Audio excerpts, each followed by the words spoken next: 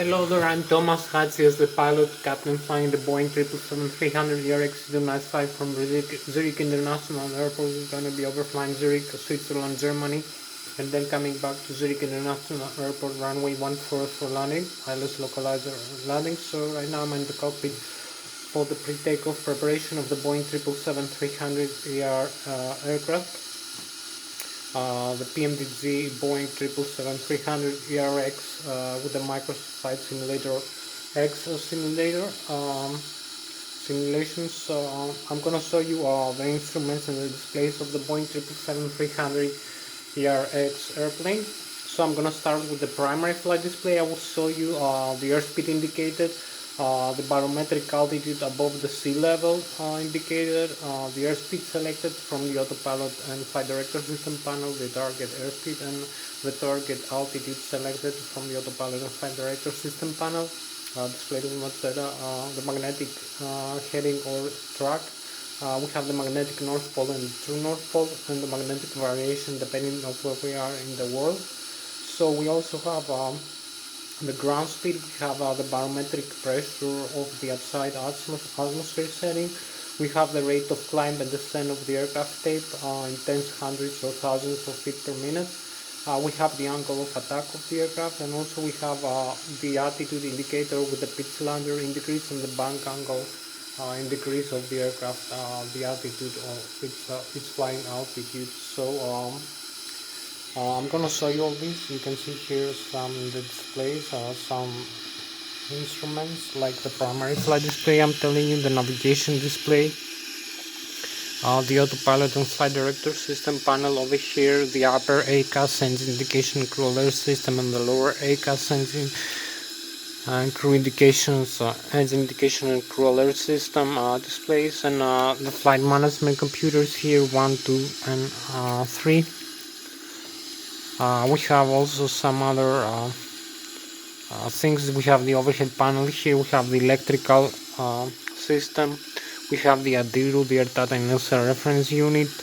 I'm gonna show you also the hydraulics, the fuel system, the engine start, and the air system of the aircraft. So the primary flight display, I told you, displays the airspeed and the other information, also the altitude, the rate of climb and descent, the heading, and the rate to altitude above the ground level. It also displays the altitude of the aircraft with the flight director crossbars and the autopilot crossbars and the Lszh localizer crossbars for the flight guidance of the aircraft manually or automatically. The pitch ladder in degrees and the bank angle limit in degrees, and also we have the angle of attack of the aircraft and the flight mode annunciator with the auto throttle and the autopilot lateral and vertical navigation modes. We have the navigation display, which displays the airports, the waypoints, the air data of the aircraft, the inertial reference position. We have the weather radar with the terrain reflections, displayed with green, yellow, and red. We have the route that we set up.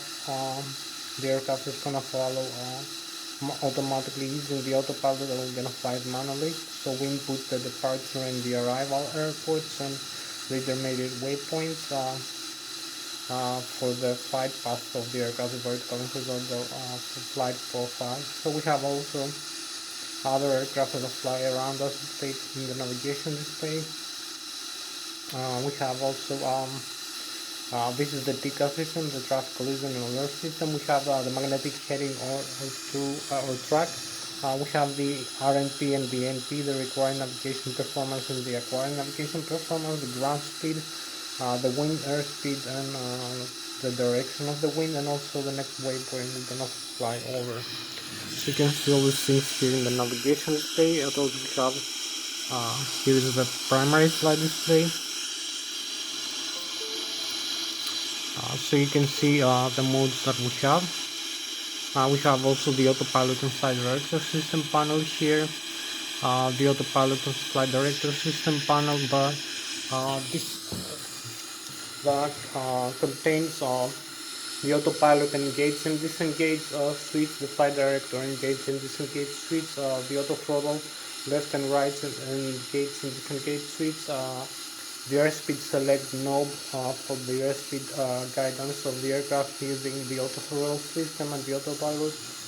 We have also the modes of the speed select for continuous climb or maximum climb thrusting during the climb phase of the aircraft or the takeoff go round, and we also have idle thrust, fixed idle thrust for descent, and we also have the variable thrust, the speed mode for cruising the aircraft or for approach and landing. So we have the climb continues, the AP, the auto throttle hold switch, and we have also the level change for changing cruise level using the thrust mode. So we have also the LNAV and the VNAV in the autopilot flight director system panel of the Boeing 777-300ER airplane. We have the lateral and the vertical navigation modes of the flight management computer that will input the waypoints and the aircraft is going to follow, the departure and the arrival settings, and other factors like climb and descent. And also we have the bank angle limit hold switch in the autopilot flight director system panel, the heading hold switch and the heading select knob, and we have the rate of climb and descent select slider, and in flight path angle in degrees or in tens, hundreds and thousands of feet per minute for selecting how fast the aircraft will climb or descend in a vertical rate of hundreds of thousands or hundreds or thousands of feet per minute, or even tens of feet per minute, or in a trigonometric angle in degrees. So we have also the altitude hold switch and the altitude select knob, and we have the VOR lock, the VOR localizer for the Lszh localizer and gates, and the approach mode for the auto land function of this aircraft. So we have also the ACAS, engine indication and fuel alert system, the upper and the lower ACAS. I'm going to talk to you in a while about that. That displays the engine's information. So we have about an hour and 7 minutes left for this flight. So I'm going to show you a little bit more of this system. The upper and the lower ACAS, engine indication and fuel alert system, that displays the N1.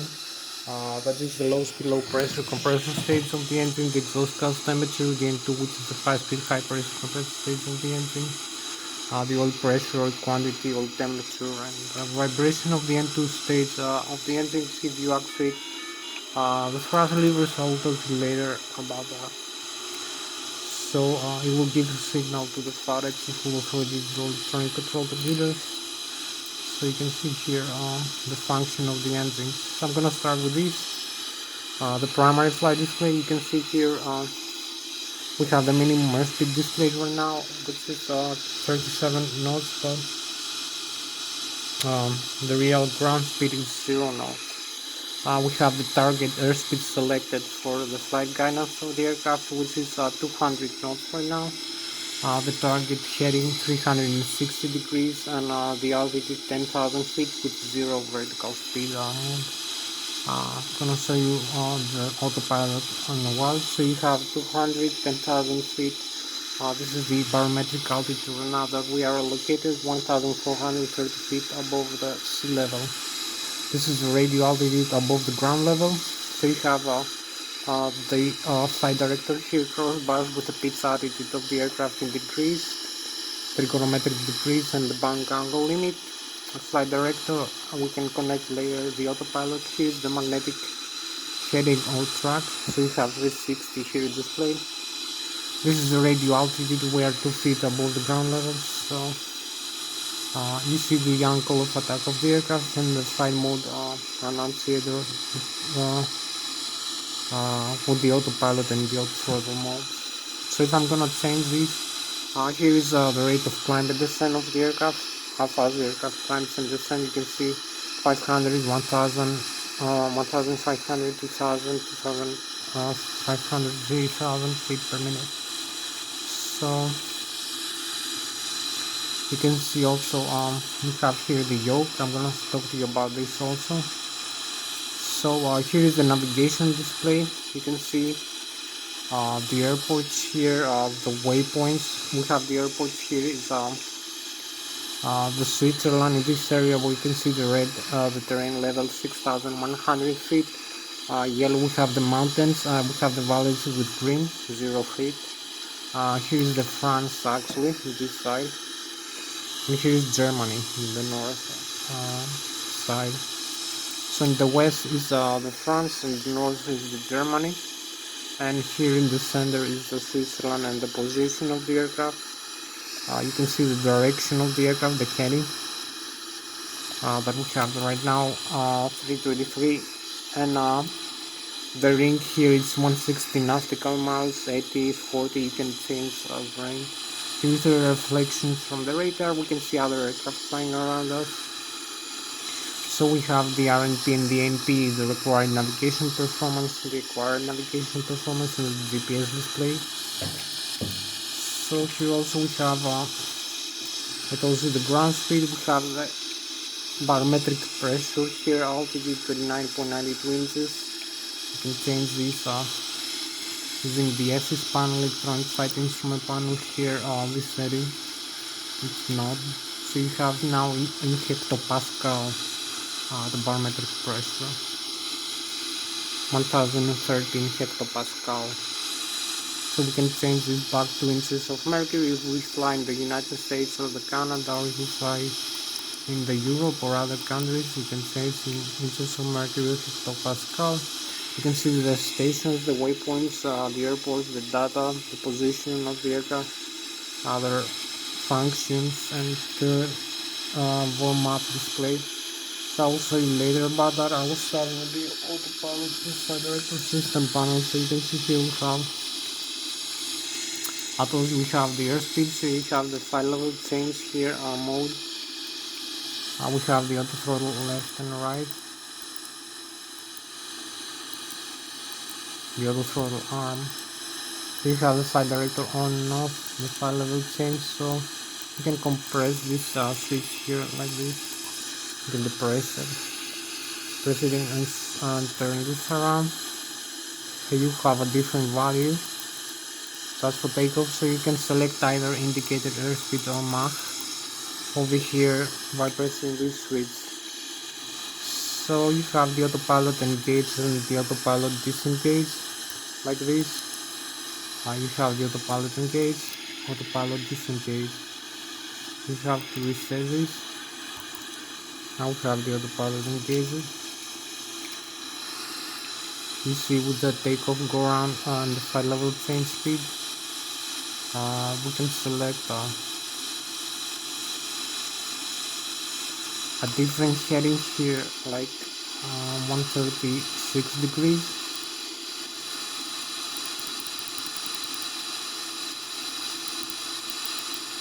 Which is the heading of the runway we're gonna use for takeoff. The hold, we can change between the two modes. Here and here, the altitude. You can also deselect this. Not pressing this switch. So we can also select the other two modes here. We have the settings here for the altitude. You can see the altitude here display.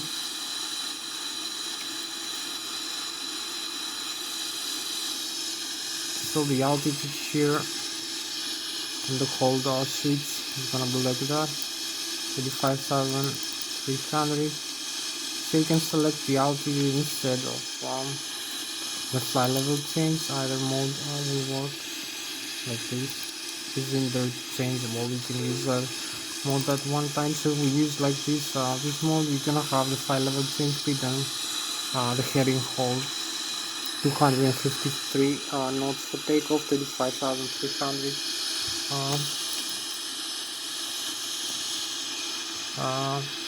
feet for gliding the aircraft. So you can see also we have the heading 136 degrees over here.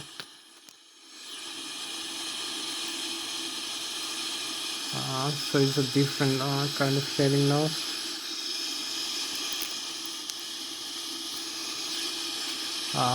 We have also A couple more modes here, so you can select either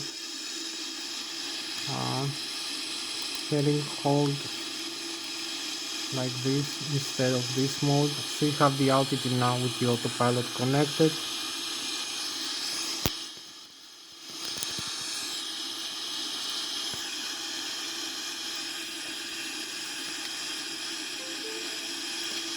So I'm gonna show you a couple more modes now. So you have 136 degrees here, you have 35,300, flight continues. So we can select also this, the vertical speed, flight path angle. You can select flight path angle in degrees, like descent. You can see the -3 or 3.5 degrees, or glide, like you will see the plus sign now. It's a speed time, so you have plus 3.6 here. You still have the surf speed, but in a different mode. You have flight path angle and the heading hold here. And I'm gonna show you now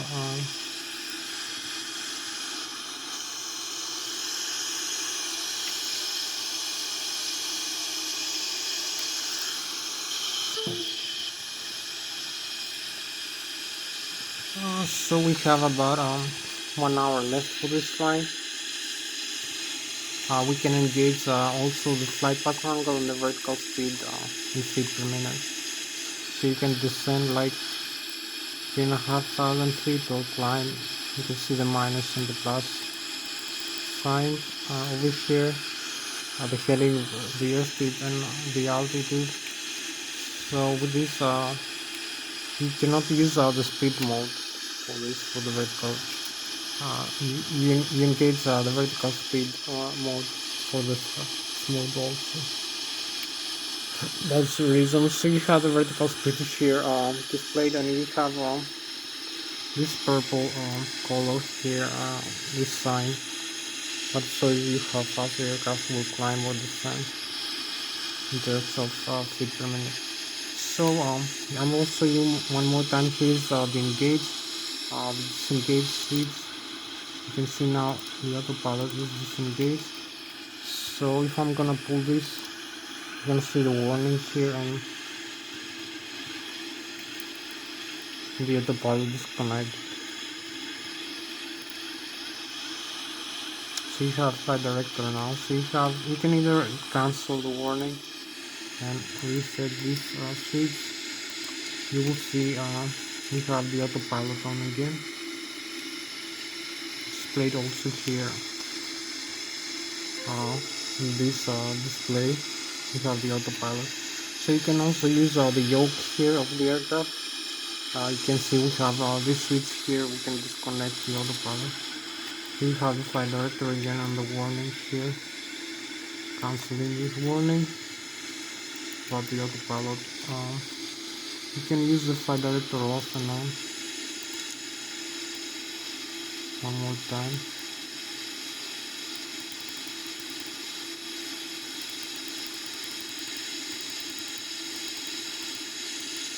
So now we have the altitude, or the heading with the flight level change, and the autopilot connected like this.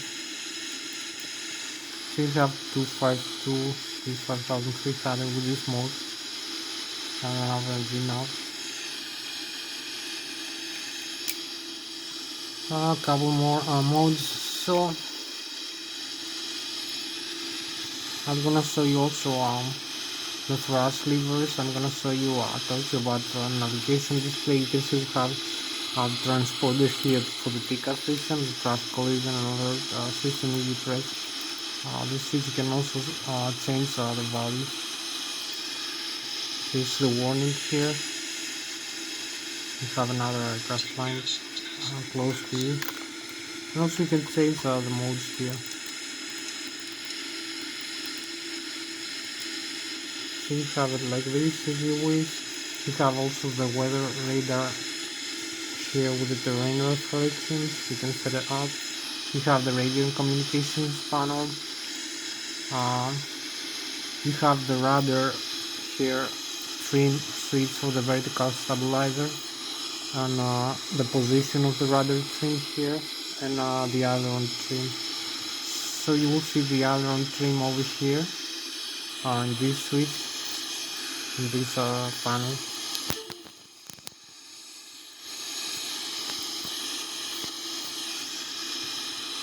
So you see aileron trim, you can see also you have these switches here for the stabilizer, the nose, stabilizer nose trim of the aircraft. So you see the nose up and nose down here, the stabilizer. Trim of the aircraft position, which is the horizontal tail position.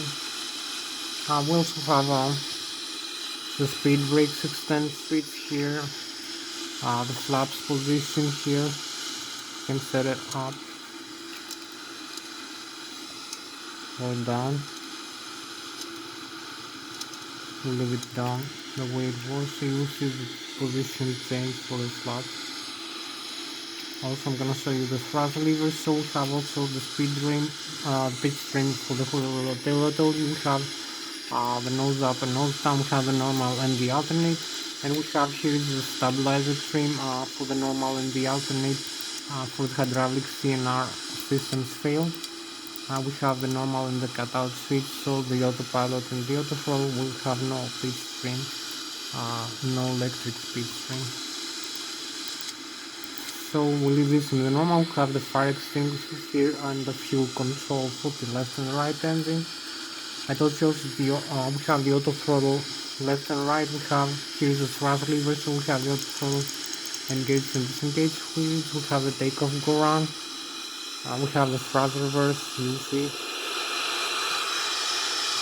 if I move this disengage speed brakes. So if I move the speed brakes up and down, I will show you now.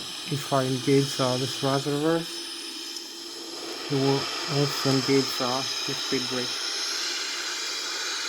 So you have, I will first talk to you about the engines now. We have the reverse thrust here engaged, so you see the blocker doors of the engines open, and we have reverse flow from the engine, from the left and right engine. So we can disengage it like this. We can re-engage the thrust reverse as many times as we wish. Also deploy it again. So you see also the flaps, the spoilers.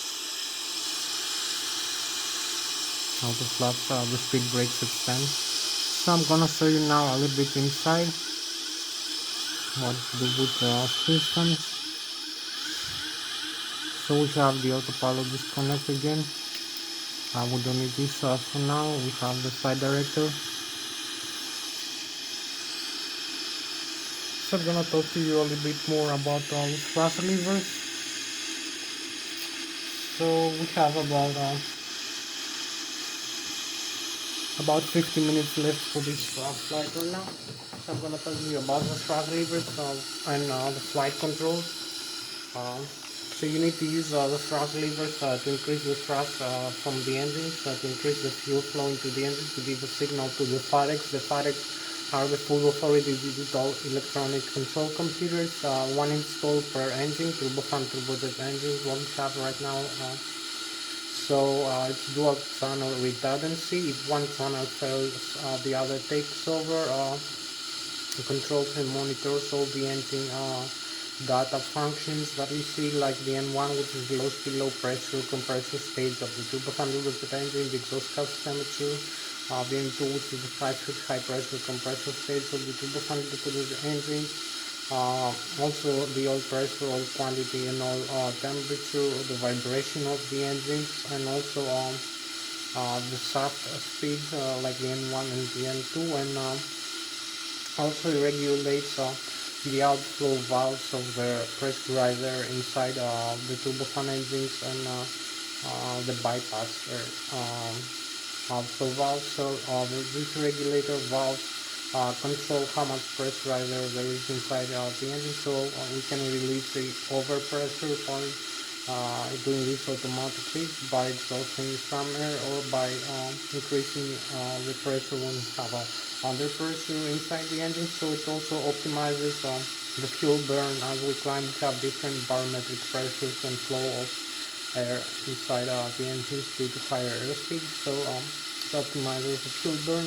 We have less fuel burn as we climb. It also regulates the fuel flow per engine per hour. And gives signals, maybe it gives signals to the autopilot in the autothrust and the thrust levers angle, position, the TLA position. It also regulates other functions I'm going to talk to you about now. So you need the thrust levers position. I will show you now. Here you can see this position from the thrust levers. You need to move it forward like this. You will see here we have the N1, which is the low speed, low pressure compressor stage of the turbofan engine.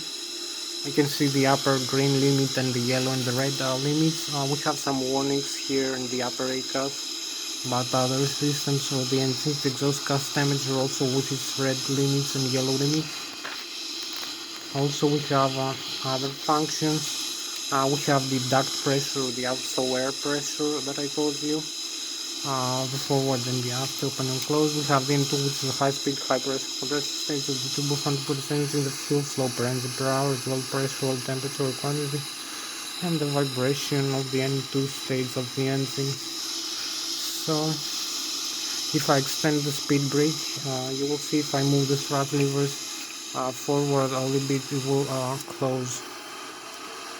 It will give a signal to retract the speed brake. So you can use the takeoff ground thrust here, which is, we have not configured the aircraft for that. So you need to use the full thrust like this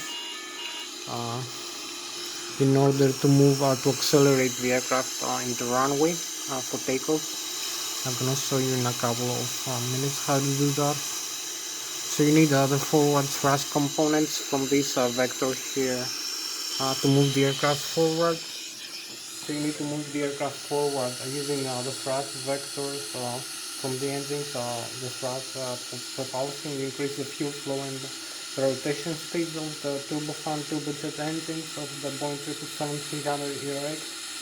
You increase the compression of the air and fuel mixture, and also create propulsion by exhausting the hot gases, the expanded gases from the exhaust of the turbofan engine. So using Newton's first, second, and third law of physics and kinematics, you create by means of action and reaction the motion of the aircraft, the necessary motion to set it in the runway for takeoff. You need for this aircraft right now we have a takeoff weight of 254,000 kilograms, which is below the maximum takeoff weight. We only have 30% of total fuel, that is 46,000 kilograms, and we have about 30,000 kilograms of passenger and fuel on board, so 254,000 kilograms for 530,000 pounds and 100,000 pounds of fuel, 46,000 kilograms. So if we use flaps of 15 degrees and 4 degrees of a pitch-up elevator of the horizontal tail, for takeoff we need to accelerate all the way to 270 kilometers an hour or 154 knots in the ground thrust for takeoff. So we have to overcome the stall speed. The stall speed component is for a given airfoil for the wing of the aircraft during an angle of attack is going to make the aircraft stall and fall back to the ground. So we need to overcome the stall speed and achieve an effective lift component from the forward wings that is going to make the aircraft climb into the air and become flyable. So I was going to show you some aerodynamics and physics and mathematics and some aerospace engineering principle. I'm going to tell you about that, about the lift creation from the wings of the aircraft and the directional control of the aircraft as it flies, and also using the propulsion from the engine. So I'm gonna start Right now, I'll just show you the thrust levers. I've used the thrust levers to accelerate for takeoff. I'm going to show you now the wings and the flight controls of the aircraft in the creation of you can see we have the control yoke here for controlling the aircraft flight controls. So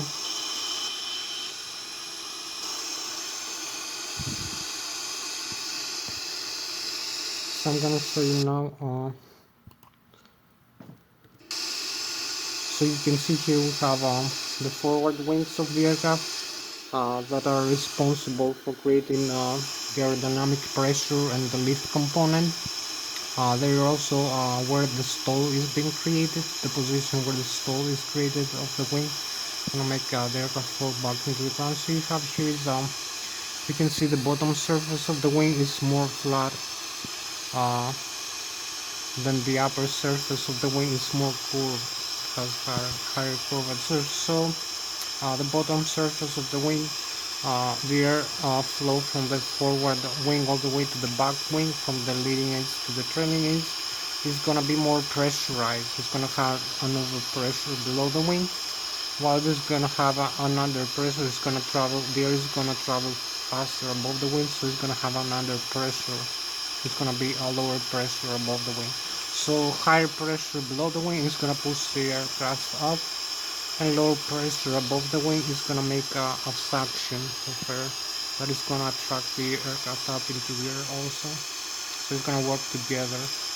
So you also have the deflection of airflow as you pitch the aircraft up for takeoff using the elevator, the horizontal tail here, for pitching up the aircraft in the runway when you reach 270 kilometers an hour, or you can descend it after. So you can also use directional control, the ailerons and spoilers, you can see here, and the rudder. So you have here is the forward wing. The forward wing also holds the total weight of the aircraft and creates the aerodynamic lift component that I just explained you. That is going to hold the aircraft into the air. The engines only push it forward. They give a forward propulsion. They don't move the aircraft up into the air like in the fighter jets. For this passenger aircraft, they create only a small component. So here we have the 25% of the mean aerodynamic port position. That is the maximum aerodynamic lift being created for the passenger aircraft. We have also 50%, 75%, 100% of the mean aerodynamic core. So 25% of the Mach of the mean aerodynamic core position from one wingtip to the other. It transverses through the center of gravity axis that transverses vertically here. So you have the center of gravity and the center of geometric center of the aircraft over here for stabilizing the aircraft weight, so you can have a forward or off center of gravity by moving fuel and passengers around the aircraft and positioning the right weight. So you also have the moment arm.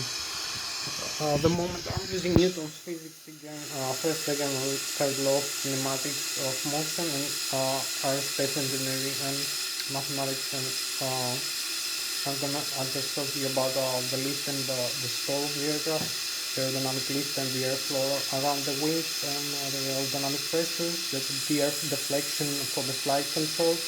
So we have also the moment arm force. The moment arm force is times the distance from the center of gravity of the aircraft all the way back to the horizontal tail or the vertical tail on the elevator or the vertical the rudder. So it's times the distance times the airflow mass per second, the flow of the air mass per second times the gravity acceleration over the surface area of the wing control of surface, like the elevator or the horizontal stabilizer or the vertical rudder. So this makes the aircraft pitch up and pitch down around its center of gravity, pitch up the nose, the forward nose, or pitch down, and also turn left and right. So you have the directional control using the moment arm force.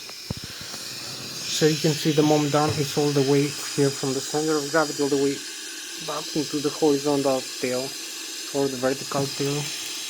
So you have the control of the aircraft there for stabilizing through the center of gravity and the center of aerodynamic lift here of the wings. So the wings produce another force that holds more stable the aircraft. Here you also have, I told you, the vertical rudder also. This transverses this vector. In physics, you have the vectors from the engines and vectors from the ailerons, and the spoilers also transverse through the center of gravity all the way out to the left and the right wing and make the aircraft bankroll. Turn left or turn right. So I'm gonna show you now inside. The engines here, you can see the thrust. So the thrust overcomes the drag from the air skin friction. So I'm gonna talk to you now about the flight controls of the aircraft a little bit. So we have like about 40 minutes left for the flight. I'm gonna talk to you about a little bit about the flight controls. I'm gonna show you the control yoke of the Boeing 777-300 ER airplane. So I'm going to show you the control yoke that contains the control column for the elevator for pitching up, climbing the aircraft, or pitching down for descending the aircraft, and also for the yoke, the control column that controls the ailerons and the spoilers for bangle on left and right, and also the rudder pedals for turning left and right the aircraft. So this is what you have. You need the thrust from the engines, more thrust and more speed. You have also more airflow over the wing surfaces. So you have better directional control. You need less input of the flight control so to make it turn out hold stable the aircraft, like using the pitch string.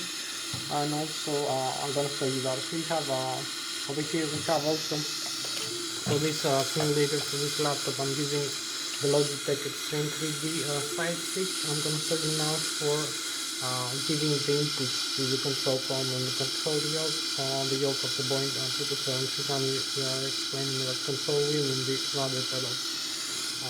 So you can see here I'm having this control column and control yoke. You will see when I'm gonna fly. You will see the inputs also here. If you have an airbus, you can have this kind of function. So you have the display of the position of the sides. So you can see I can move freely this control. Also the rudder pedals here. So I'm gonna show you now what I'm doing right now. So I'm using this side stick here for this control.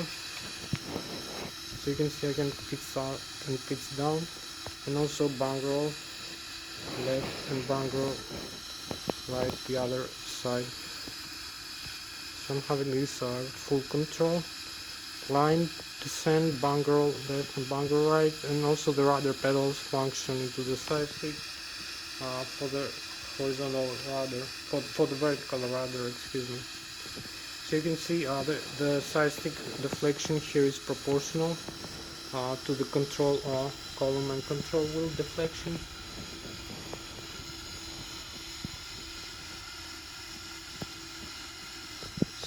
So this is how I control the aircraft inside. Now I'm going to show you the outside view here. Also, what I'm doing for controlling the aircraft is the outside view. I'm going to show you now the side stick deflections for the elevator, the horizontal tail, the elevator, and the vertical tail, the rudder, and the ailerons and the spoilers and the left and right wing surface.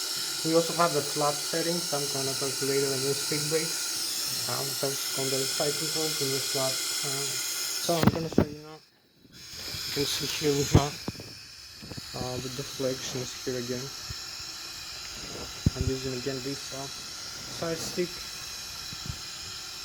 pitching up and pitching down. You can see quite normally, which is similar to the Airbus side stick. We have bank-roll left and bank-roll right. You can see over the position of the control surface in the wing. Also pitching up, pitching down. We have the thrust levers here position, and also inside. So this is how you control the flight control surfaces.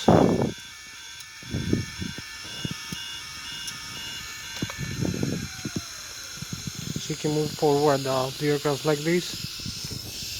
So we need now to move it back. We have a push back like this.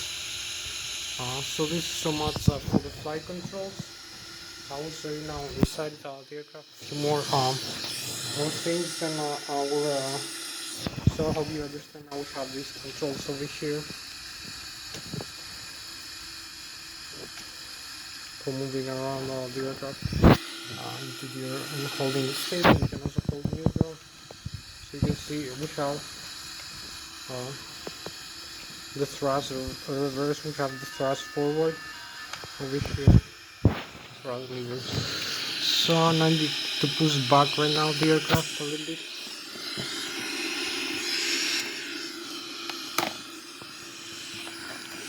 And so you have to make the engine start demonstration.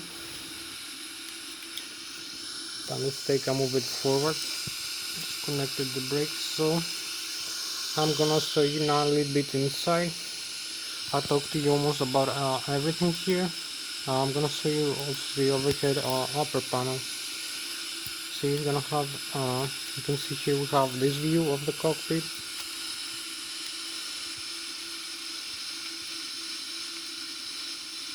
Of the Boeing 777-300ER airplane. So you can see some switches here are for the maintenance.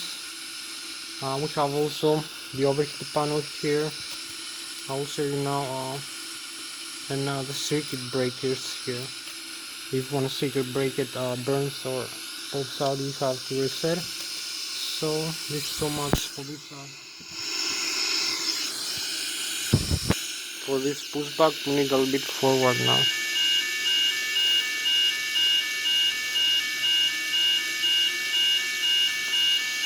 Set the parking brakes again. So I'm going inside again into the overhead panel. You can see we have this nicer view here of the cockpit. So if I move the thrust levers, you have the speed brakes. Maybe you have a better view here because more flat view of the cockpit than the others, the more 3D cut out. So maybe you can see the detail better on the letters, what it reads out. So you have the parking brake like this, up and down, the nose down and nose up on the pit stream. You can see the pit stream also here. You have the speed brakes here, up and down. Remove all these. I'm gonna set the flaps here for takeoff.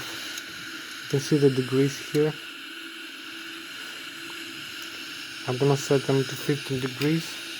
You can see 20, 25, 30, 5, 1 degrees. So I'm gonna set them for takeoff. You're gonna have here the 15 degrees here, right? So you can see the Boeing 777 reading here. So you have also the fire extinguishers again, and the normal, the cutout switch for the stabilizer trim, the fuel control to the engines, and the thrust levers again. You will see the thrust levers increase. So we push them back and extend the speed reach. So you have a couple more things to see. We have like right now. Oh, we have a few more minutes left to go for this flight, so I need to be a little bit faster. So we have the autopilot here, and here this is the the electrical system, the batteries, the left and the right engine, the great drive generators. I'm gonna talk to you now about it. So you have the start now. We have the ADIRU, the air data noise reference unit here that displays the air data, the GPS position, the airspeed, the altitude, and the rate of climb descent, the primary flight control computers, and the thrust symmetry compensator, the passenger oxygen, the ground proximity. So you have the APU cargo fire here, a few more switches. So we're gonna start the APU for starting the engines. So we have a couple more things. The left and the right engine drive and idle use the great drive generators, electrical system of the aircraft.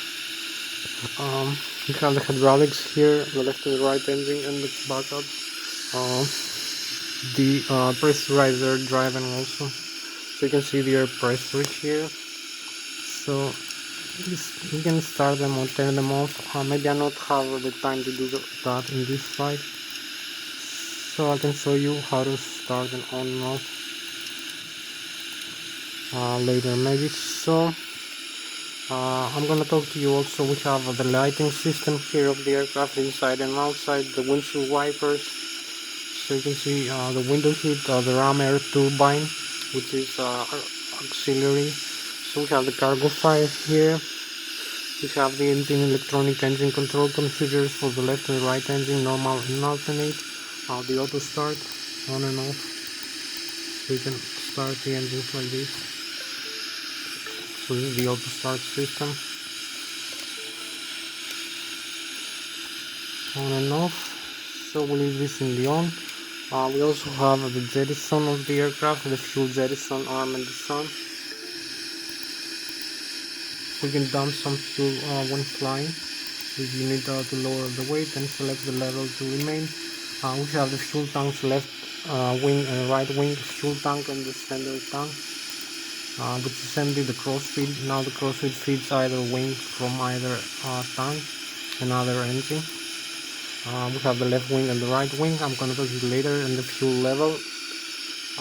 The RDIs, wing and engine RDIs. So we have about 10, and we have like 28 minutes left for this flight, so we need to make the start demonstration. You can see the general view of the overhead panel, the electrical, the hydraulic, the fuel system, the engine start and the electronic engine control computers, the ADIRU, the air data. Here the ADIRU that displays the air data from the pitot static and pitot anemometer, the radio altitude, the magnetic heading, magnetic compass, magnetic true north pole, and the laser gyroscopes for the altitude of the aircraft, and the inertial reference, the GPS here position, and other data, magnetic O2 headings. So we have acceleration, all this with this small switch, and the rate of climb descent and the airspeed of the aircraft over here. So we have the left engine and the right engine. When the engines work and produce forward thrust, they also drive inside the gearbox. We drive by shaft rotation, electromagnetic engine alternators, the REGs, the grid drive generators that produce alternate current, 138 volts to 200 volts, 120,000 kilovolts each left and right engine, 240,000 kilovolts total. We have the backup also generators, 35,000 kilovolts each one, 50,000 total. So 120 to 200 volts, 400 Hz frequency alternate current, 3-phase, which also can be transformed into direct current using the transformer rectifiers. We also have the battery current, 88 volts, 48 ampere hours direct current, which can be converted into alternate current using the static inverter. We have the APU, also another 110,000 kilovolts alternate current, 200 volts. So we have electromagnetic RDG, the drive generators, bipolar north and south pole create electromagnetic induction alternate current. So this is driven by the engine when the engine works. Also the engines drive the hydraulic pressure pumps, and for the hydraulic, for the flight controls, for instance, and other systems like the brake system, landing gear, the thrust reverse for the engine, and other systems have also the pressurizer from the outflow valve for the engine that you can use from the APU. We have the APU to start the engine using pressurizer and alternative. We have also the engine pressurizer. I'm going to show you now for cabin pressurization. Here you can see the pressurization system, the wing and engine RDI here.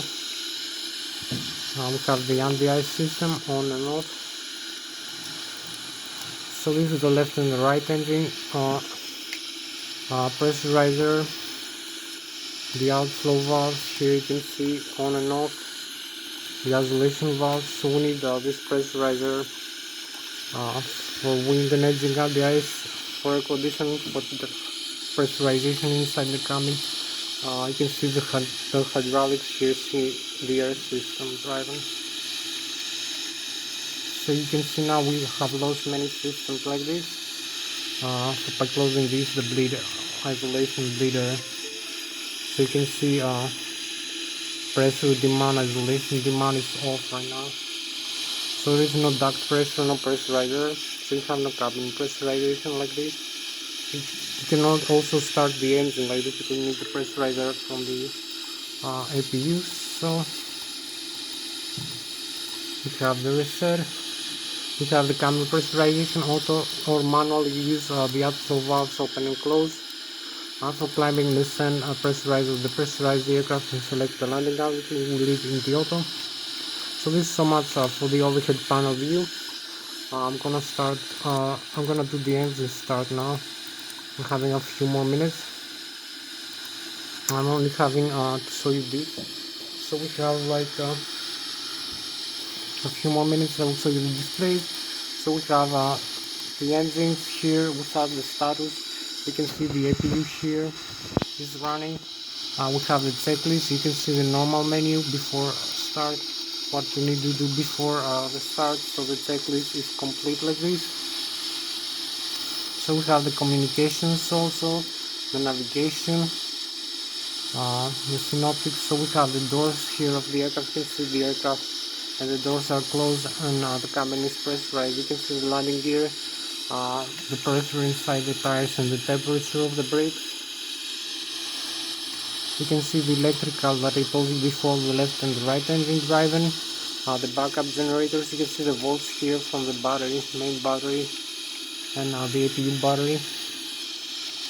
So you can see the APU, we need this for starting the engine. We have the hydraulics, left and right engine, and the backup and the air driving. We have the air pressure for the hydraulics and the demand side off valves, left and engine and left electric and the right side, and the consumers and the total pressure 3000 psi and the quantity inside the fluid tank. So we have the fuel here, the total fuel, the left wing tank and the right wing tank. The engines, we can see the engine fuel flow and the low and high pressure fuel flow into the engine. The APU also the total fuel for the left and right wing. The center tank is empty. The cross feed is on. So you can see the engine left and engine right, and the minimum fuel temperature right now. So we have the air system here for the left and the right engine. You can see the pressurizer, the APU also, hydraulic pressure and the temperature that I show you in the overhead panel. Then we have also the flight controls. Now you can see the position of the flight controls I was talking to you about before. You can see something is failed like that. So we have a full movement like this. So I'm coming back over here to the engines. So we're gonna make the engine start now. From the virtual cockpit, I'm gonna start off both engines. We have the APU running. So you will see the engines that are over here in the display, and the engines are going down. Also the fuel still here is 0, as you can see in the lower ACAS. You can see also the upper here overhead panel we have some reset. So if I come outside, you will see both engines are going down to slow down. They're spinning. So we're gonna lose both engines now. We need to start the starter here. Start both engines simultaneously, possibly. So we need to move both engine start here systems to the auto. So you will see the reconfigurations. You will see the pressurizer from the APU increase, the duct pressure, also the fuel flow.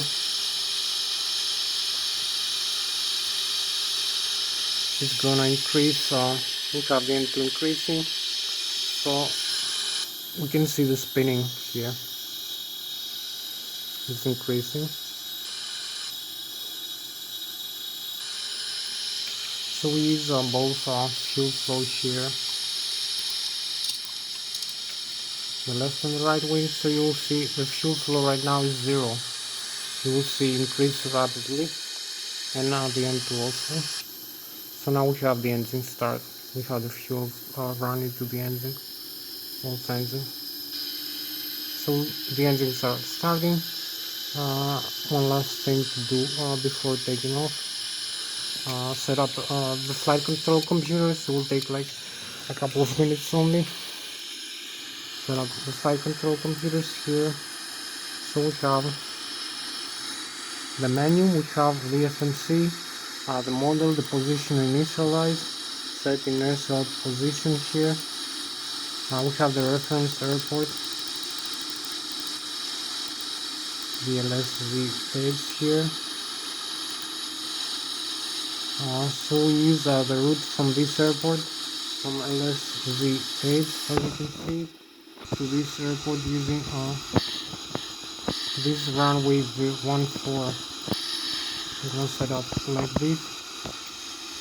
You can see origin and destination. So we can activate this one. We can set the zero fuel weight, the gross weight automatically, the reserve fuel, the cruising altitude 35,300 over here, the cost index 100%, and some other factors like departure, LS14 this runway, trans this, and also the arrival, LS14, trans this negative 1 alpha, trans Amity. So we have the legs, cancel discontinuity and activate and execute. So we set the flap 15 degrees with center of gravity 26%. We have automatically the takeoff speeds for this weight on this runway. So we're ready for takeoff. We have like 18 more minutes left to go. So we disarm the parking brakes and move into the runway.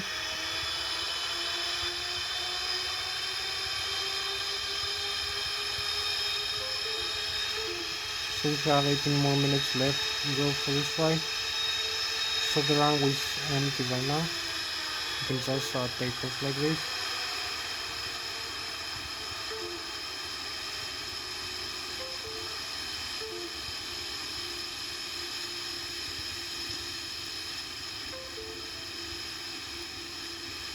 Only a couple more things to set here in the panel.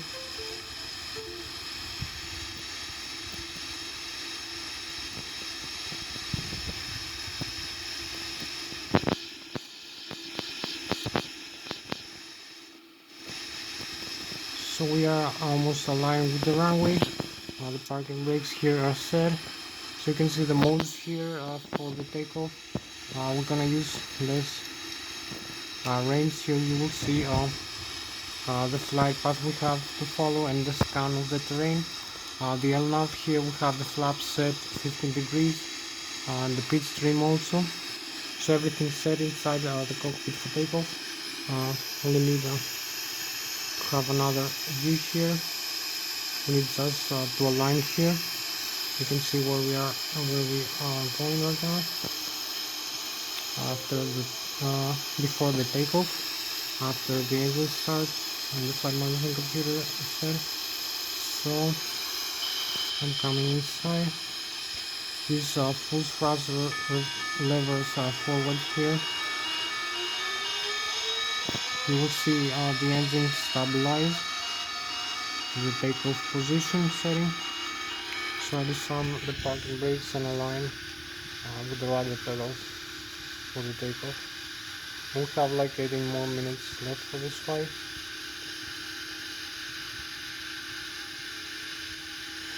So we have 89, 90, 100 knots, 180 kilometers an hour right now airspeed. So 131 V1, the rotate. You can pitch up a little bit for the V rotate. And V2. So we climb for takeoff. No hit the tail of the aircraft into the ground. So you can see here we have the positive rate of climb. We're just 300 to 400 feet above the ground level, 500, 2000 feet above the sea level, 4500, 5000 feet above the sea level, 1200 feet. So we have a positive rate of climb like this. We can increase the thrust into the engines, and also retract the landing gear here up. So we are about 2,500 feet above the ground level right now, 4,000 feet above the sea level. So you can see here is the airspeed 195. We go with about 400 kilometers an hour. Now we will increase the airspeed. We are 5,000 feet above the ground. You can see the flight director here, the flap setting. So we need to increase the rate of climb right now. As we're climbing to a higher level.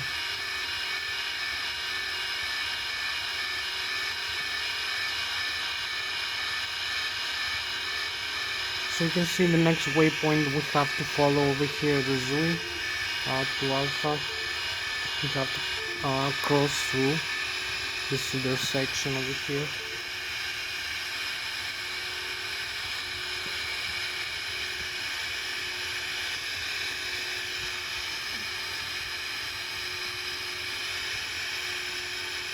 So we have about 15 more minutes left for this flight. It's pretty much enough for this for us. To show you the plane over here, you can see the airport. Have a beautiful view of the airport.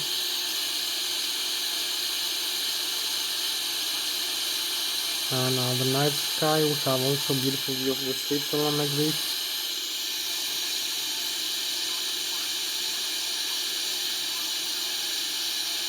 And the night sky also. So we fly with about 500 kilometers an hour right now, or about 250 meters per second,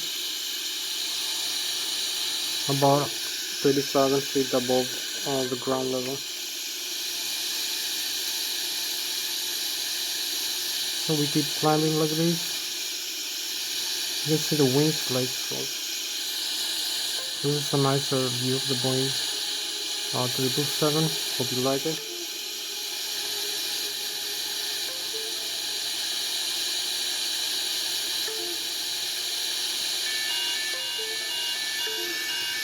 I need to come inside now. So this is a spacecraft for the night, the Boeing 777. So we're gonna overflying the lakes now, and the Germany side over here.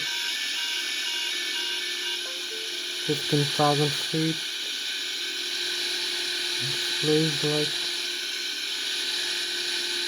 16,000 feet, yeah. 17,000 feet.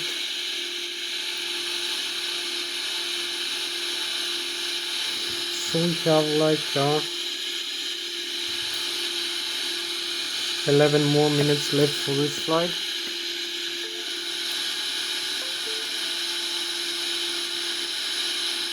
Needs us to climb a little bit faster, I believe.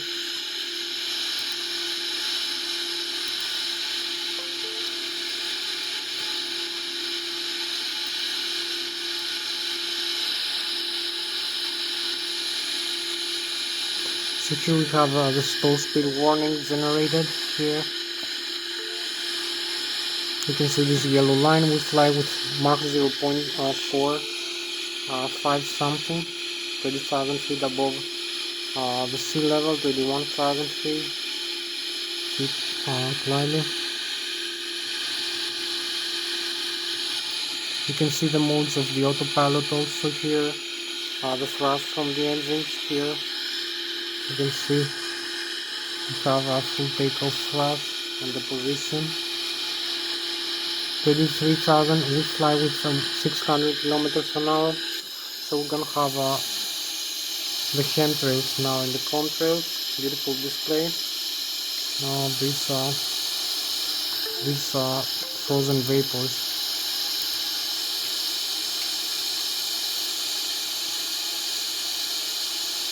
So here we are 35,000 feet, flying with about 600 kilometers an hour, and this is the Germany in front of us, the Bayern Munich area in the Bavarian Alps. We have the Bayern in front of you, about 8.5 miles away. And here we have the Lszh and Garland of the Switzerland. So I'm gonna show you. So this is I'm gonna show you later. I have to go inside to fix the course of the aircraft. Perhaps we're gonna start turning to the airport. So now we fly with a little bit higher airspeed, so need to retract the flat shot all the way up.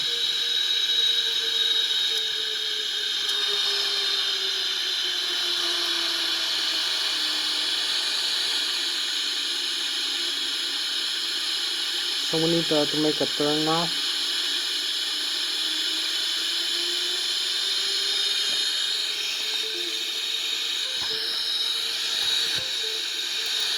So we're gonna have the autopilot connect now and set the next waypoint for flying over here.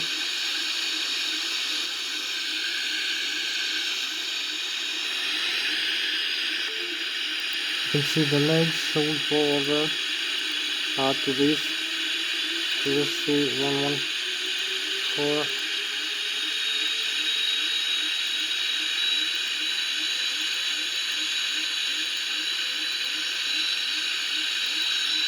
And execute. So we are about 35,000 32,000 feet right now. And we have about 8 more minutes left to go for this flight. So I need to set also the landing airspeed here and flaps position for the landing. So we go 33,000 feet. Need to climb a little bit.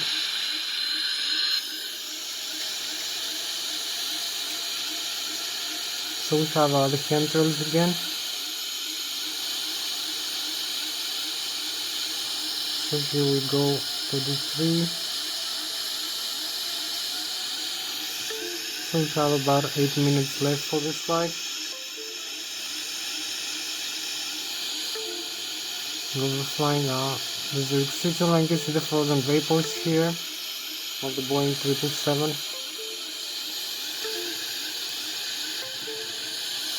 So we are 33,000. So this is our spacecraft for tonight, the Boeing 777 300ERX, as we're going back into the airport. Flying with 900 kilometers an hour right now, with 300 meters per second. About 6,000 meters above the terrain level. So we cancel this warning, connect the autopilot, increase the airspeed.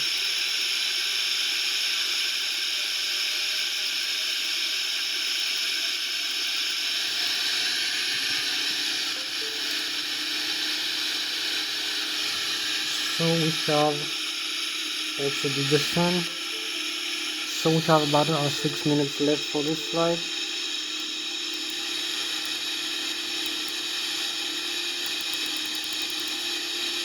So we need to activate the descent.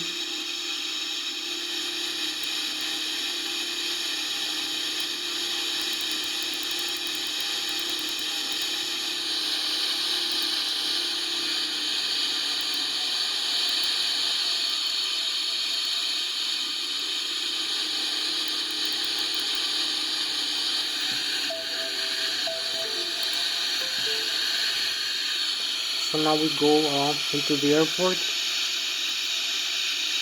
We have the autopilot connected, and we're gonna fly over the next waypoint. So we need to decrease the airspeed also.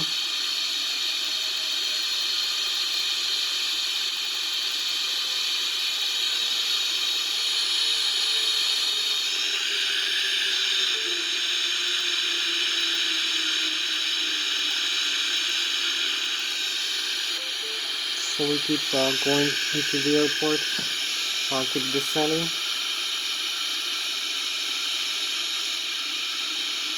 We need to deactivate here the autopilot.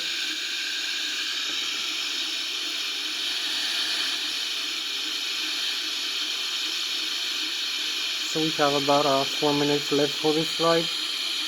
We need to come a little bit closer. The landing gear here. You can see the outside view. We have like 4 minutes left to go. We're much closer into the runway now.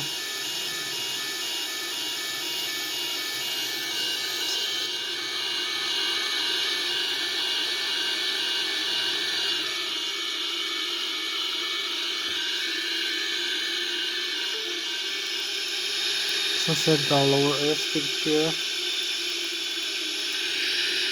and set the flaps also.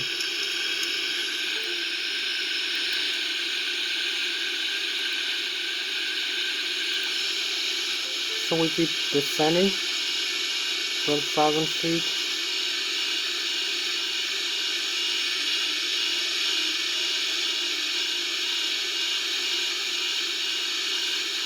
Eight thousand feet.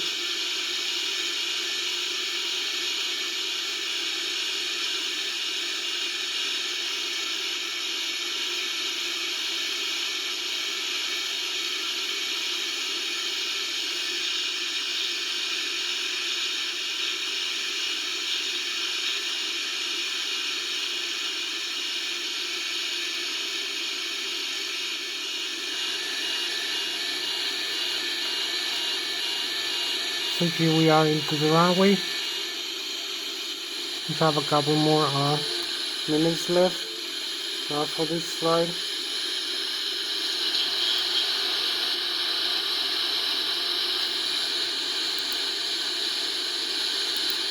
So we go to a normal simulation right now.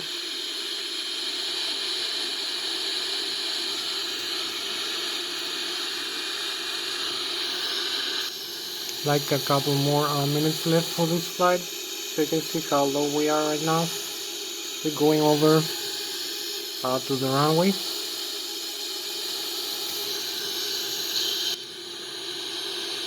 So you can see we have also the Lszh localizer here.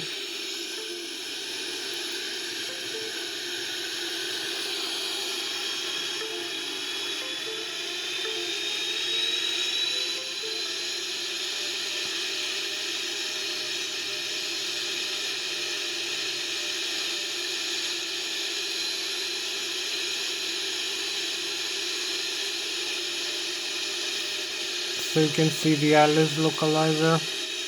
We are aligned with the localizer now.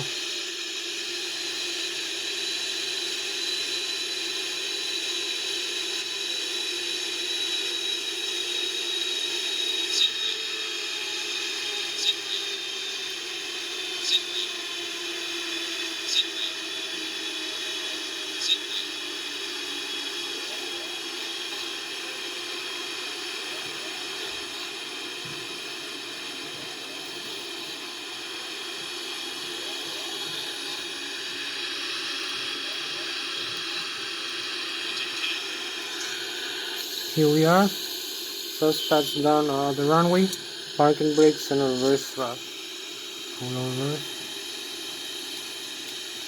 So we have the reverse, like this.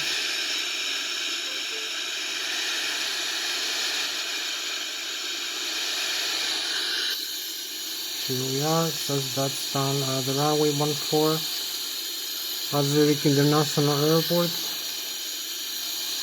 Beautiful landing.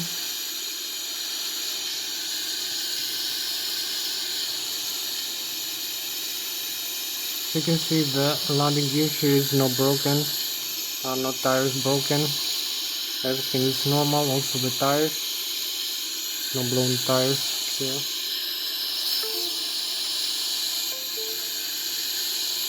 So we can refly the circle.